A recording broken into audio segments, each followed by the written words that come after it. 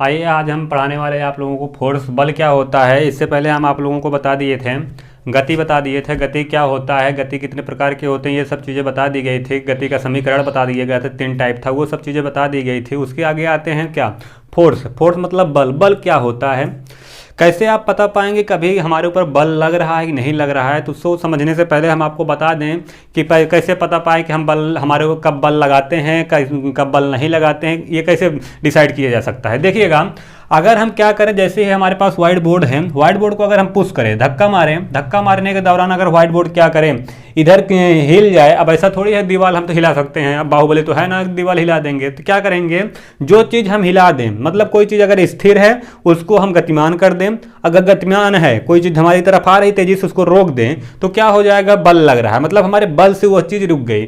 सीधी सी बात है, बल की वह परिभाषा हो सकती है, हम आपको बता दें, जब कोई वस्तु गतिमान हो या विरामावस्था में हो तो उसके चाल में क्या कर दिया जाए, परिवर्तन कर दिया जाए। परिवर्तन करना ही क्या कहलाता है, बल। मतलब अगर गतिमान है तो रोक दिया जाए, रुका हुआ है तो गतिमान कर दिया जाए, तो उसको क्या कहते हैं, बल कहते हैं। ठीक है ना, बल की यही परिभाषा होती है। तो इससे फिर इसके आगे हम आपको बताते हैं। बल को समझने से पहले थोड़ा एक चीज़ समझ लेते हैं, जड़त्व क्या होता है। जड़त्व को बोलते हैं क्या, इनर्शिया। ठीक है ना, क्या जड़त्व क्या होता है, इसको पहले समझ लेते हैं। इनर्शिया क्या होता है, इसे आई से दिखाते हैं। इनर्शिया क्या होता है भैया, जब कोई चीज़, देखिएगा, इनर्शिया कहते हैं, इनर्शिया तभी आता है, कहता है कि अगर हम गतिमान हैं तो गतिमान ही रहेंगे, अगर रुके हुए हैं तो रुके ही रहेंगे, तब तक रुके रहेंगे जब तक हमारे ऊपर कोई बाह्य बल ना लगाया जाए। बाह्य बल देखिएगा कई टाइप के होते हैं, 3 टाइप का बाहरी बल लगता है, तभी हम क्या करते हैं, चलते हैं और रुकते हैं, चलते हैं रुकते हैं, 3 टाइप का बल लगता है, उसी की वजह से क्या होता है, चलना रुकना होता है। तो इनर्शिया कहता है कि अगर हम गतिमान हैं, क्या है, गतिमान है तो गतिमान ही रहेंगे, अगर दौड़ रहे हैं तो दौड़ते ही रहेंगे, अगर रुके हैं मतलब विरामावस्था, विरामा को बोलते हैं क्या भैया, क्या, विरामावस्था। अगर विरामावस्था में मतलब रुके हुए हैं, आदमी रुका है तो वह रुका ही रहेगा, तब तक यह होता रहेगा जब तक उसमें कोई बाह्य बल न लगाया जाए। वही क्या आता है कि इनर्शिया, जड़त्व वही होता है। ठीक है ना, अगर यह क्या कर रहा है, गति में है मतलब दौड़ रहा है तो दौड़ता ही रहेगा, क्या करता रहेगा, दौड़ता ही रहेगा। अगर विराम अवस्था में है तो विराम अवस्था में ही रहेगा जब तक कोई चीज़ उसे रोके ना, कोई बल ना लगाए। कौन बल लगाता है, तो इनर्शिया उसी के कहते हैं। ठीक है ना, क्या कहते हैं, वही। तो इनर्शिया को रोकने के लिए कौन सा बल लगता है, उसी के बारे में हम आज आप लोगों को बताने वाले हैं। तो इनर्शिया जो होता है, देखिएगा, जड़त्व 2 टाइप का होता है, एक होता है गतिमान, एक होता है विराम अवस्था। अगर गतिमान अवस्था में है तो उसे गतिमान जड़त्व कहेंगे, विराम अवस्था में है तो विराम अवस्था का जड़त्व होगा। ठीक है ना, चेंजिंग कैसे होता है, बाहरी बल से। कौन कौन बाहरी बल लगता है, 3 टाइप का बाहरी बल होता है। कौन कौन, देखिएगा, पहला है हमारे पास, पहला, आदमी रुकता कैसे है। जैसे कोई चीज़ हमारे पास, बस तेजी से दौड़ते हुए जाए, बस चल रही, बस में रुकने का कई रीजन होता है। देखिएगा क्या क्या होता है। अगर बस चल रही है तेजी से, तो जब बस चलना स्टार्ट करेगी तो उसके विपरीत एक हवा चलती है, हवा क्या करती है, उसको रोकती है। अगर हवा जब तेजी से चलेगा तो हवा रोकेगा, जाहिर सी बात है। किससे रुकता है, हवा से रुकता है। पहला क्या हो गया, हवा से रुकता है। दूसरा क्या होता है भैया, देखना, दूसरा हमारे पास होता है घर्षण बल। घर्षण बल वह बल होता है कि जब कोई वस्तु क्या करे, किसी के माध्यम से आगे जाए तो उसे क्या कहते हैं, किस बल के माध्यम से आगे जाते हैं, घर्षण बल के। जैसे आप देखे होंगे पृथ्वी पे आप चलते हैं तो जमीन पे जब चलते हैं तो आगे बढ़ते हैं, किसके कारण बढ़ते हैं, घर्षण बल के कारण बढ़ते हैं। लेकिन अगर क्या कर दिया जाए, वही घर्षण बल हटा दिया जाए, मतलब अगर आपको काई पे, देखते हैं कभी बरसात में काई लग जाते हैं, काई पे आपको दौड़ने को कहा जाए तो आप दौड़ नहीं सकते हैं, उसमें गिर जाएंगे, क्योंकि हमारे पास पैर में क्या होगा, घर्षण बल नहीं लगता है। जब घर्षण बल नहीं लगेगा तो वो हमें आगे चलने में मदद नहीं कर पाएगा। ठीक है ना, घर्षण बल, उस पे से घर्षण, काई के ऊपर घर्षण बल आ जाए, जमीन और पैर के बीच में क्या आ जाएगा, काई आ जाएगी, तो घर्षण बल नहीं लगेगा, तो क्या होगा, आदमी गिर जाएगा, आगे नहीं बढ़ पाएगा। तो क्या होता है, किसके कारण रुकता है, घर्षण बल के कारण। क्या होता है भैया, एक घर्षण बल होता है। और दूसरा क्या, तीसरा क्या होता है, तीसरा आप जानते हैं ग्रेविटी होती है, गुरुत्वीय त्वरण होता है, गुरुत्वीय त्वरण होता है। अब देखिएगा, इन्हीं के कारण क्या होता है, आदमी रुकता है और चलता है। ये तीन चीज हटा दिया जाए तो आदमी न तो अगर चलता ही रहेगा, अगर चलना स्टार्ट किया तो कभी रुकेगा ही नहीं। ये तीन चीज हटा लिया जाए, अगर यही तीन चीज लगा दिया जाए तो आदमी अगर रुका हुआ है तो उसको गतिमान कर सकते हैं, फिर क्या करते हैं, रोक सकते हैं। ठीक है, इन्हीं तीन चीजों के कारण। तो देखिएगा इस समय क्या हो रहा है, एक बनाया जा रहा है, एक हमारे पास इस समय इंडिया में एक चीज बनाई जा रही है, हापर लूप बनाया जा रहा है। क्या बनाया जा रहा है भैया, हापर लूप। देखिएगा ये हापर लूप है क्या, इस समय इंडिया में बन रहा है हापर लूप। ये जो चीज है ये हमारे पास मैग्नेट से बन रहा है। क्या हो रहा है, जैसे हमारे पास दो मैग्नेट हैं, मैग्नेट मतलब ये देखिएगा एक पुल टाइप रहेगा, ऐसे पुल टाइप रहेगा। इसी पुल में क्या करेगा, जैसे ट्रेन चलती है ना, वो ट्रेन ही समझ लीजिए, लेकिन इसमें पटरी उटरी नहीं होगी। क्या होगा, अगर हमें ये बताइएगा दो मैग्नेट आपको दे दिया जाए, एक साउथ पोल रहे एक नॉर्थ पोल रहे, फिर एक मैग्नेट और दे दिया जाए, एक नॉर्थ पोल रहे एक क्या रहे, साउथ पोल रहे, एक दक्षिणी ध्रुव उत्तरी ध्रुव क्या करेगा, आपको अगर कह दिया जाए दो उत्तरी ध्रुव ले लीजिए, उसको आपस में ऐसे सटाइए, उत्तरी ध्रुव से क्या सटेगा, नहीं सटेगा। क्या होगा, वो छोटा रहेगा तो आप सटा लेंगे जबरदस्ती, लेकिन बहुत बड़ा दे दिया जाए सटा पाएंगे, नहीं सटा पाएंगे। क्या होता है, क्योंकि उत्तरी ध्रुव के साथ नहीं जुड़ता है, बल्कि उत्तरी ध्रुव किसके साथ जुड़ेगा, दक्षिणी ध्रुव के साथ। ठीक है ना, तो इसीलिए क्या होगा, ये मैग्नेट जो बनाया गया है इसका ये दीवार जो होता है इसका क्या है, दोनों उत्तरी ध्रुव हैं, ये भी उत्तरी ध्रुव ये भी उत्तरी ध्रुव है, तो ये दोनों आपस में कभी सटेंगे नहीं। इसके अंदर जो भी चीज चलेगी, जैसे जो होगा इसके अंदर जो भी वाहन बनाया जाएगा, गाड़ी ट्रेन जो भी बनाया जा रहा है, तो देखिएगा ऐसे रहेगा, ये ना तो इसके दीवार को टच करेगा ना तो इसके दीवार को टच करेगा, बल्कि इनके बीच में चलेगा, ना कोई पटरी रहेगी, ना मान के चलिए स्पेस में जैसे चलता है आदमी। ठीक है ना, तो उसमें क्या करेगा, इसका ये जो दीवार रहेगा बस का, ये जो यहाँ बनेगा, जो चीज गाड़ी रहेगी उसका भी ये क्या रहेगा, नॉर्थ पोल, ये भी क्या रहेगा नॉर्थ पोल। क्या ये दोनों आपस में सट पाएंगे, नॉर्थ से सटता है, उत्तरी ध्रुव से सटेगा, नहीं सटेगा। यहाँ भी क्या होगा, ये उत्तरी ध्रुव सटेगा, नहीं सटेगा। तो ये क्या होगा, बीचों बीच ऐसे चलेगा। जब चलेगा तो ऐसे ये कहाँ से बनाया जा रहा है, देखिएगा ये मुंबई से लेकर के बनाया जा रहा है पुणे तक, ये एक रास्ता बनाया जा रहा है शॉर्टकट मुंबई के लिए, शॉर्टकट नहीं है, क्या है, मुंबई से पुणे के लिए। आप जानते हैं प्लेन से जाने के बाद क्या होता है, मुंबई से पुणे पहुंचने में लगभग जो लगता है 45 मिनट प्लेन से। लेकिन अब देखिएगा जब ये हॉपर लूप बन करके तैयार, कोरोना को जैसे रुक गया है, जब बन करके तैयार हो जाएगा, तैयार होने के बाद क्या हो रहा है, ऐसे ही बनाया जा रहा है, इसमें से ये तीन चीज गायब करेंगे। देखिएगा क्या, न्यूटन के लॉ पे ये तीन चीज क्या करेंगे, गायब करेंगे। न्यूटन ने यही कहा था ना कि कोई चीज गतिमान है तो गतिमान ही रहेगी, तब तक गतिमान रहेगा जब तक इसमें कोई बाह्य बल ना लगाया जाए। ये क्या है, ये तीनों क्या है, बाहरी बल है। क्या है भैया, बाह्य बल। क्या है, ये बाह्य बल है। जब ये सब बाह्य बल हैं, बाह्य बल होने के नाते यही तीन बाह्य बल है ना, इन्हीं तीनों के कारण आदमी रुकता है। जब इन्हीं तीनों के कारण रुकता है, अगर यही तीन चीज हम हटा लें तो क्या आदमी रुक पाएगा, जाहिर सी बात है नहीं रुक पाएगा। जब नहीं रुक पाएगा तो क्या होगा, ये चीज देखिएगा, वही चीज इसमें किया गया है। इसमें से ये तीन चीज निकाल लिया गया है, इसमें से हवा को निकाल लिया गया है। आप कहेंगे सर हवा नहीं रहेगा तो आदमी इसके अंदर कैसे जाएगा, ये ट्रेन में जो इसमें जो बनाया जाएगा डिब्बा जो रहेगा जिसमें आदमी बैठेगा, उसमें केवल उतना ही हवा दिया जाएगा जिससे आदमी क्या हो, आदमी को दिक्कत ना हो। बाकी सब हवा क्या होगा, इसके माध्यम से जो पुल बना रहेगा, इस पुल के माध्यम से क्या होगा, बाहर खींच लिया जाएगा। जब बाहर खींच लिया जाएगा तो उसके बाद क्या होगा, इसमें घर्षण बल क्या कर दिया जाएगा, समाप्त कर दिया जाएगा। हमें यह बताइएगा घर्षण बल कब लगेगा, आप पृथ्वी पे चलते हैं तभी तो घर्षण बल लगता है।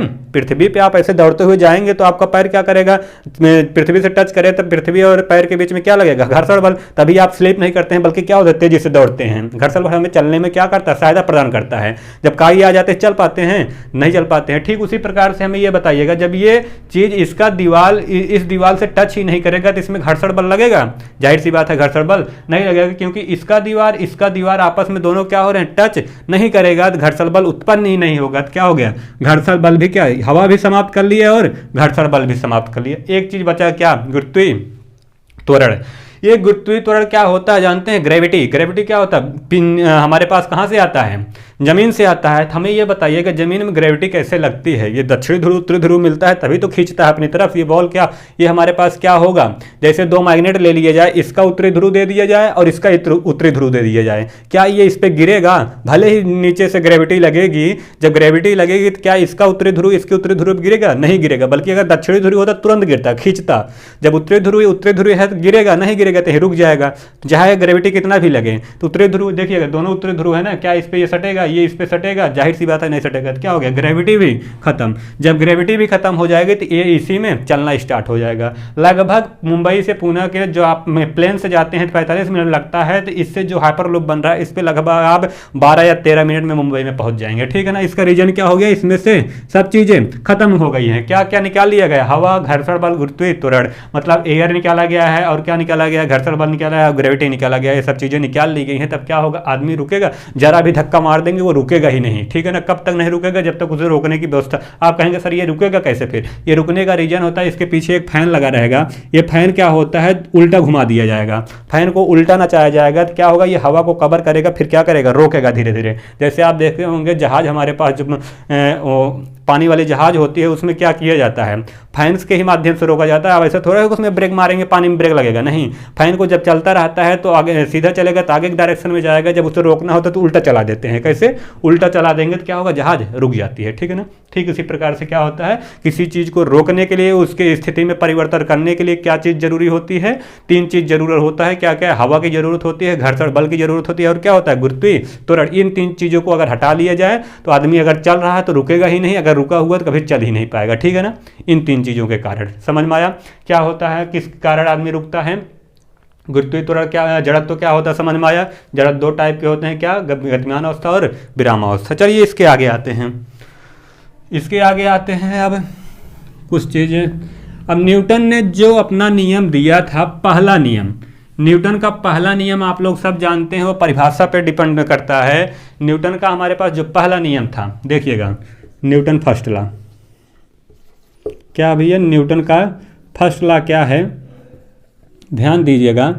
न्यूटन का पहला नियम है हमारे पास, न्यूटन ने बताया था, सेम परिभाषा। ये जो फर्स्ट लॉ होता है इसी को कहा जाता है गैलीलियो का नियम भी। क्या कहा जाता है, गैलीलियो,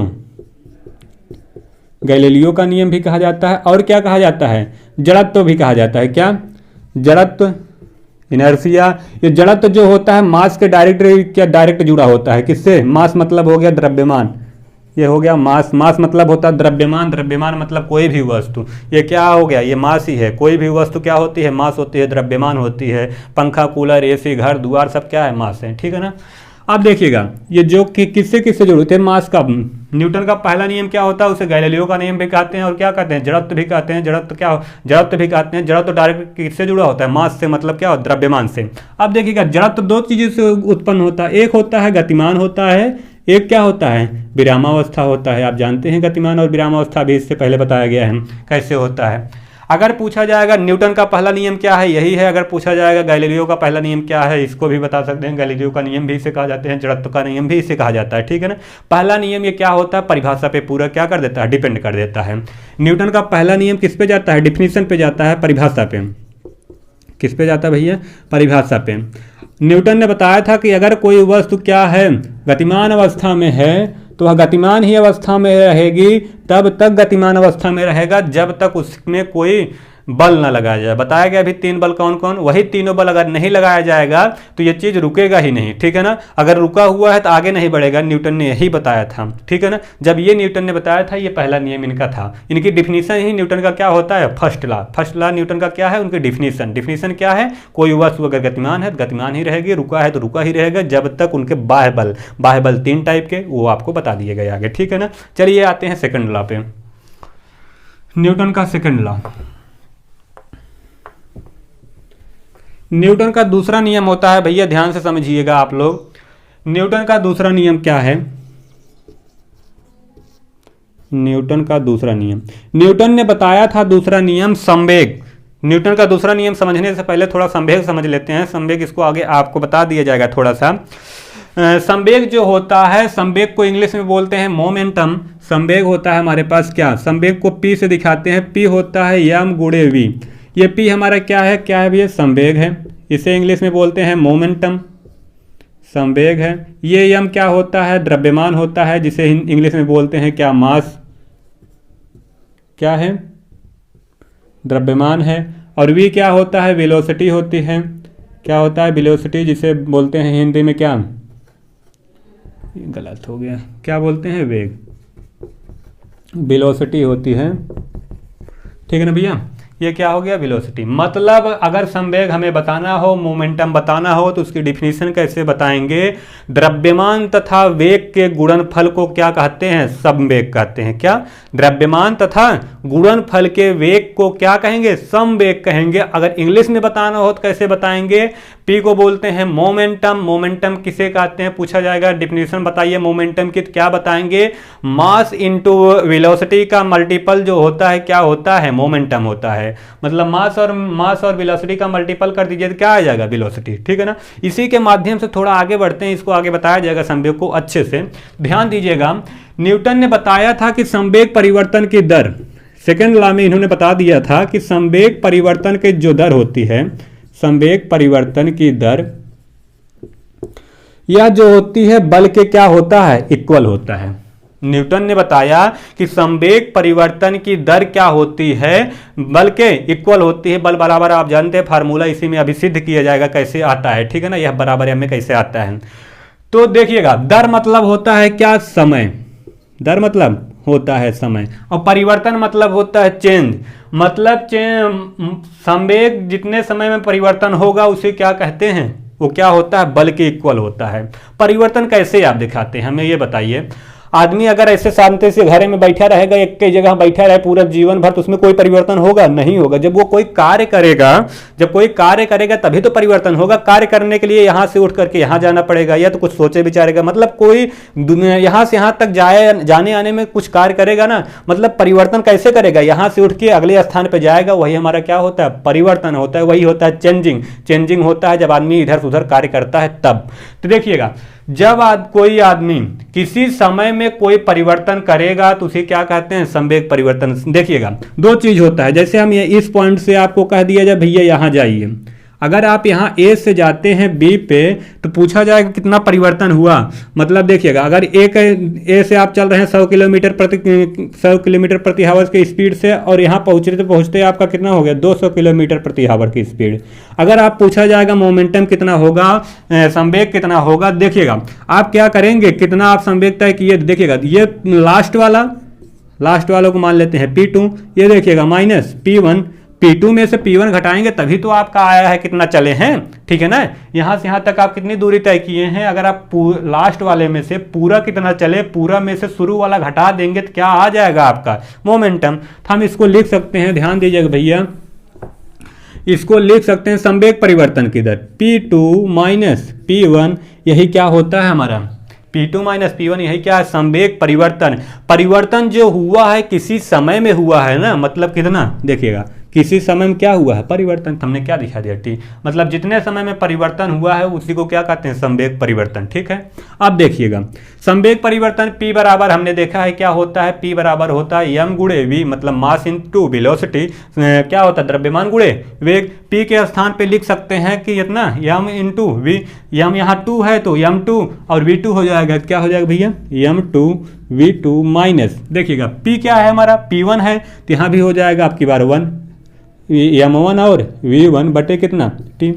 अब हमें ये बताइए आप लोग, ये जो हमारा m2 है ये a1 है। अगर हम कहें कि आपको यहाँ इलाहाबाद से भेज दिया जाए दिल्ली, अगर इलाहाबाद में आप 10 किलो के हैं तो दिल्ली में जाकर के 100 किलो हो जाएंगे का? जाहिर सी बात है, अगर 10 किलो इलाहाबाद में है, दिल्लियों में जाने के बाद आप 10 किलो रहेंगे? ऐसा थोड़ी है ज़्यादा हो जाएंगे, कम नहीं। द्रव्यमान जो जैसा अगर यहाँ है, कुछ दूर जाने के बाद भी आपका मास उतना ही रहता है। ठीक है ना। द्रव्यमान कभी चेंज नहीं होता। ऊंचाई भी मत जाइए बस, क्योंकि ऊंचाई जाने पर कुछ ज़्यादा कम होता है, लेकिन हमको क्या जाने, अगर ऐसे सीधे चलेंगे तो क्या होगा?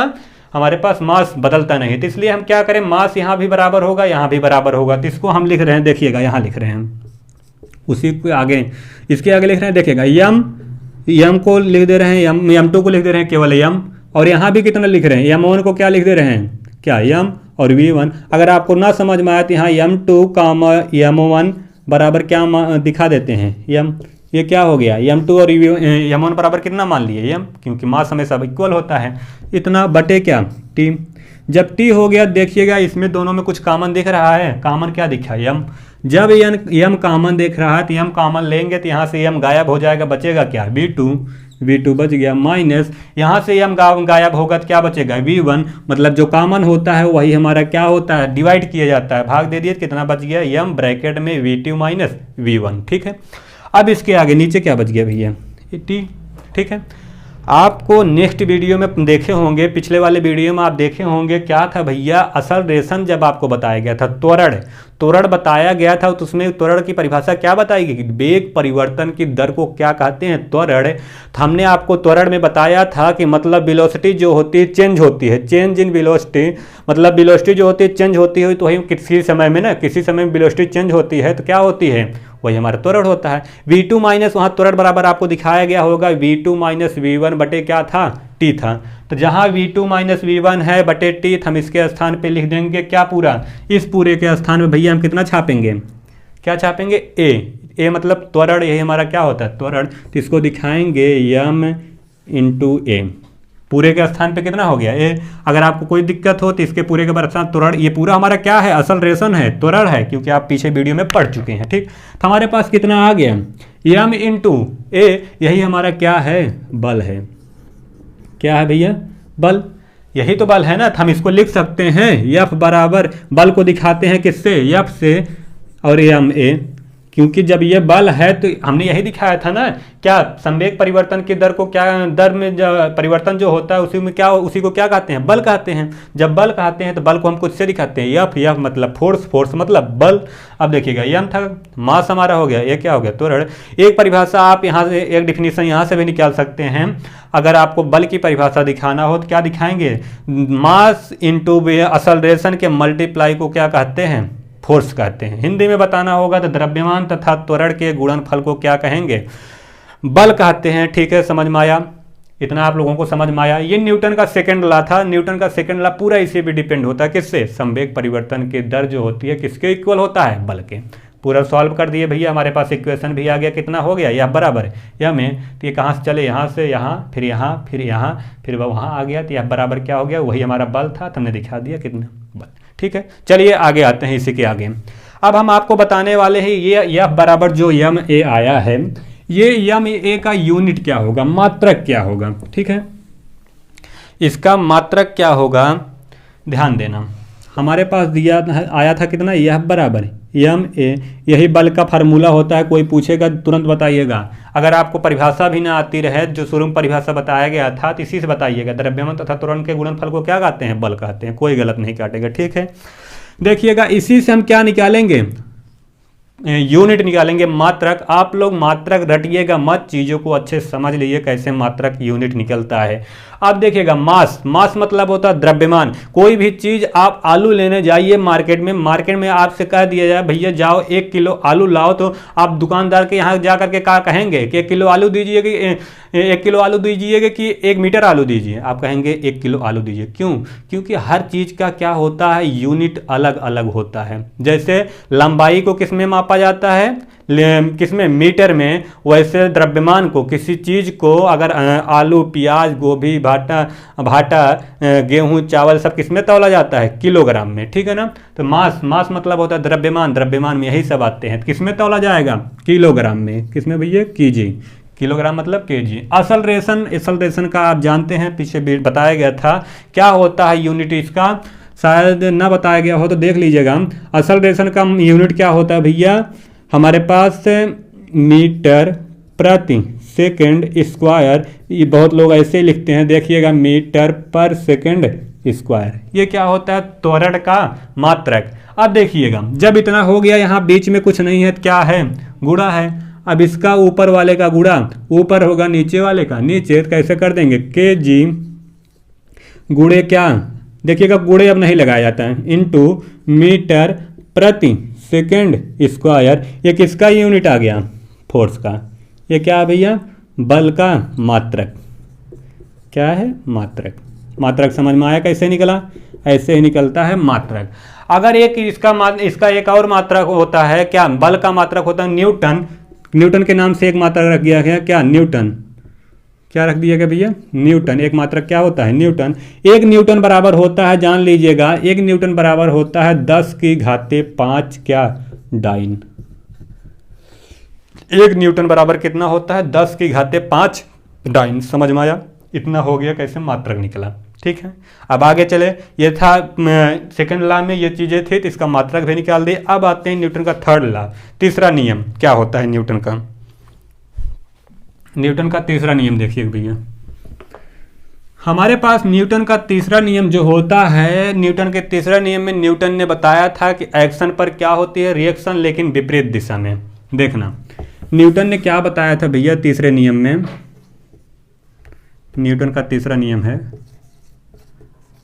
न्यूटन का थर्ड लॉ क्या भैया, तीसरा नियम क्या होता, उन्होंने बताया था क्या होता, एक्शन पर क्या होता है, रिएक्शन। आप किसी को एक्शन देंगे ना, किसी के सामने एक्शन करेंगे तो वो क्या करेगा, रिएक्शन जरूर करता है। देखिएगा कैसे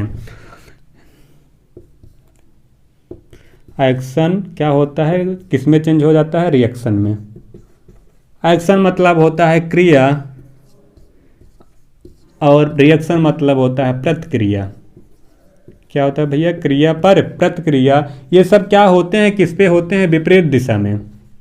किस पे, विपरीत दिशा में। जब विपरीत दिशा में होगा तो हमें ये बताइए, कहते हैं ना एक्शन ना करो ना तो रिएक्शन जरूर मिलेगा।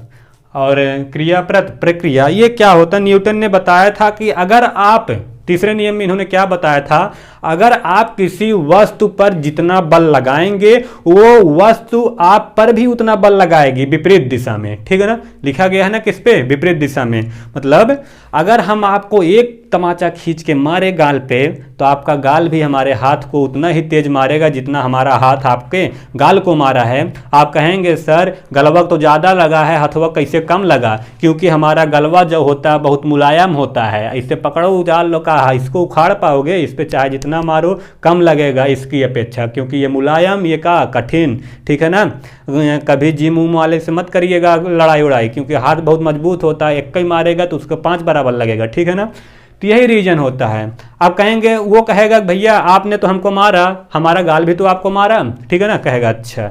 अगर आप लोग कहेंगे कैसे बराबर होगा, बराबर होता है। आप दो जन का मुंडी पकड़ करके आपस में लड़ा लीजिए मुंडिया, तो क्या होगा, जितना मुंडी में आपको लगेगा अगले आदमी को उतना ही मुंडी में लगेगा। ठीक है ना, ये होता है एक्शन पर रिएक्शन। और एग्जाम्पल, ढेर सारे एग्जाम्पल होते हैं। जैसे क्या होता है, जहाज जब उड़ती है, रॉकेट जब उड़ता है तो रॉकेट उड़ने के दौरान क्या करता है, नीचे उसको देखता है ना, धुआं फेंकता है। जब धुआं छुछुआ के फेंकेगा तो क्या होगा, धुआं ना उसका कहाँ लड़ेगा, जमीनिए पर लड़ेगा ना। या जमीनिए पर लगेगा, धाड़ से फेंकेगा कहाँ, उसको ऊपर। मतलब उसने जमीन पे क्या फेंका, धुआं। वही धुआं ना जमीनिए पकड़ने के बाद जमीनिए क्या कर दिए, धुआं ना जहाज रॉकेटों को फेंक देगा कहाँ, ऊपर। जब ऊपर फेंक देगा क्या हो गया, न्यूटन का तीसरा नियम लग गया। क्या, एक्शन पर क्या हो गया, रिएक्शन। क्रिया तो किए लेकिन क्या मिल गया, प्रतिक्रिया, लेकिन कहाँ मिला, विपरीत दिशा में। ठीक है ना, विपरीत दिशा में क्या मिलता है, क्रिया पर प्रतिक्रिया। ठीक है ना, क्रिया पर प्रतिक्रिया क्या होती है, विपरीत दिशा में मिलेगी। जब विपरीत दिशा में मिलेगी तो क्या होगा हमारे पास, वही होता है। ठीक है ना, ये हो गया हमारे पास क्या, न्यूटन पर क्रिया प्रक्रिया। और एग्जाम्पल अगर आपको समझना हो तो क्या करें, मान लेते हैं नॉर्मली हम ऐसे खड़े हैं, मान लेते हैं ऐसे ही खड़े हैं, और पिछवा से कौनो सांड आए और हमारे बम्ब पे दे दे, तो बम्ब तो हमार हो जाएगा चकनाचूर और हमार तो हो जाएगा हैप्पी बर्थडे। जब हैप्पी बर्थडे हो जाएगा भैया, अब हम तो कहेंगे भैया सांड जितना तेज से हमका मारा, हमारे पिछवा भी उतना ही तेज उसको मारा ना। जब उतना ही तेज मारा तो उसमें नुकसान का है, दोनों जन मारे ना। लेकिन क्या था, हमको ज़्यादा कहाँ लगा, क्योंकि सड़वा का मुंडिया जो था ज़्यादा मजबूत था, किसकी अपेक्षा, हमारे बम्बवा का अपेक्षा, पिछवा के अपेक्षा का था, ज़्यादा मजबूत था, इसलिए हमको ज़्यादा लगा, बल्कि सांड को कम लगा। ठीक है ना, यही होता है न्यूटन के थर्ड लॉ में क्या बताया गया था, एक्शन पर क्या होता है, रिएक्शन। ठीक है, समझ में आया न्यूटन का तीसरा नियम क्या होता है। कोई पूछेगा तो, कोई आपसे पूछे न्यूटन का तीसरा नियम क्या होता है, उसको बुलाना धीरे से अपने पास, बुलाने के बाद ऐसे बुलाना कि भैया यहाँ आओ, यहाँ आने के बाद कहा पकड़ना, 2-3 हाथ 4 पांठ मार देना, मारने के बाद कहना लो तीसरा नियम आ गया न्यूटन का। कहेगी कौन सा नियम है, कहना हाँ यही नियम होता है न्यूटन का तीसरा नियम। कहेगा बस हम जान गए, बस लौट जाओ। कहे ठीक है, जब जान गए तो कोनो बात ना, ऐसे समझा देना। लेकिन किसी को ना समझाना, नहीं तो अब पता चला आपसे पहलवान निकला है, वो और 4 पांठ समझा देगा। ठीक है ना, क्योंकि प्रक्रिया कर देगा कहाँ, विपरीत दिशा में। ठीक है, समझ में आया, ये न्यूटन का क्या था, थर्ड लॉ। समझ में आया, चलिए आगे चलते हैं थोड़ा सा। न्यूटन का पहला नियम, दूसरा नियम, तीसरा नियम हो गया। जब पहला नियम, दूसरा नियम, तीसरा नियम हो गया, देखिएगा इसमें एक चीज हम और थोड़ा बता देते हैं। आप देखे होंगे समवेग, क्या है भैया? समवेग। समवेग मैंने कहा था आपको बताते हैं लास्ट में, समवेग को क्या बताया गया था, देखिएगा समवेग जो था, यही समवेग किसमें था? द्रव्यमान, किसमें? द्रव्यमान गुणे किसके? वेग को गुणनफल को क्या कहते हैं? समवेग कहते हैं। मतलब द्रव्यमान तथा वेग के गुणनफल को क्या कहेंगे? समवेग। यही समवेग को इंग्लिश में बोलते हैं मोमेंटम। मोमेंटम को रिप्रेजेंट किससे करते हैं? पी से। आप कहेंगे सर जी कहाँ से आ गया पी? स्पेलिंग तो स्टार्ट होता है किससे हमारे पास?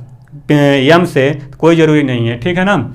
ऐसे आप जाएंगे केमिस्ट्री जब पढ़ेंगे तो वहाँ कुछ स्टार्ट होता है, लिखता है कुछ, जैसे पोटेशियम क्या होता है? पोटेशियम तो स्टार्ट होता है किससे? पी से, लेकिन सिंबल आता है का? के, ठीक है ना। वैसे यहाँ भी द्रव्यमान को क्या दिखाते हैं? मास। मास मतलब यम। वेग को दिखाते हैं वेलोसिटी, क्या हो गया? वी। मतलब पी बराबर क्या हो गया? यम वी। यही हमारा क्या है? मास इंटू वेलोसिटी के मल्टीपल को क्या कहेंगे? मोमेंटम कहेंगे। क्या कहेंगे? समवेग, ठीक है ना। यही देखिएगा, अभी अभी आपको बताया कि मास द्रव्यमान किसमें तौला जाता है? किलोग्राम में। किसमें तौला जाएगा? किलोग्राम में तौला जाएगा। और वेलोसिटी, वेलोसिटी मतलब क्या होता है? वेग। वेग किस में मापी जाती है? कोई आदमी चलेगा, जब वेग चलता है किस में चलता है? किसी समय में कुछ दूरी तय करेगा ना, किसी समय में, मतलब कोई दूरी तय करेगा किससे? समय में। मतलब ये देखिएगा मीटर पर सेकंड, मीटर प्रति, इसको प्रति बोलते हैं, भाग को क्या बोला जाता है? प्रति। मीटर प्रति सेकंड, किसी समय में कुछ दूरी तय करना ही क्या कहलाता है? वेग। और वेग ये जो होता है आपको पहले वीडियो में बता दिया गया है, वेग जो होता है ये दिशा में तय करता है, किसी दिशा में तय करेगा। वेग और चाल दोनों क्या होते हैं? बराबर होते हैं। ये केवल दिशा में जाता है, चाल क्या होता है? जिधर घुमा दो उधर ही चला जाएगा, ठीक है ना। ये क्या हो गया? मीटर प्रति सेकंड। अब देखिएगा इसका बटे कुछ ना थे, इसका गुणा इसमें, इसका गुणा इसमें, कितना हो जाएगा? के जी इंटू मीटर प्रति सेकंड। ये किसका आ गया? यूनिट हमारे पास मोमेंटम का। समवेग का मात्रक क्या हो गया? P बराबर क्या हो गया? किलोग्राम इंटू मीटर प्रति सेकंड, ठीक है ना। ये हमारा क्या आ गया? समवेग। समझ में आया होगा। आई होप कि हम उम्मीद कर सकते हैं कि आप लोगों को समझ में आया होगा। इसके आगे कल बताया जाएगा, इसके आगे आगे आपको बताया जाएगा आवेग क्या होता है? इम्पल्स। आवेग को बोलते हैं भैया हिंदी में, इंग्लिश में इम्पल्स बोलते हैं। ये आपको नेक्स्ट वीडियो में बताया जाएगा। तब तक हमारे साथ बने रहिएगा। अगर वीडियो अच्छा लगे तो लाइक शेयर सब्सक्राइब करते रहिएगा, ना लगे तो डिसलाइक कर सकते हैं, ठीक है ना। लेकिन लगे तो लाइक शेयर सब्सक्राइब जरूर कर दिएगा। So thank you. जय हिंद, जय भारत।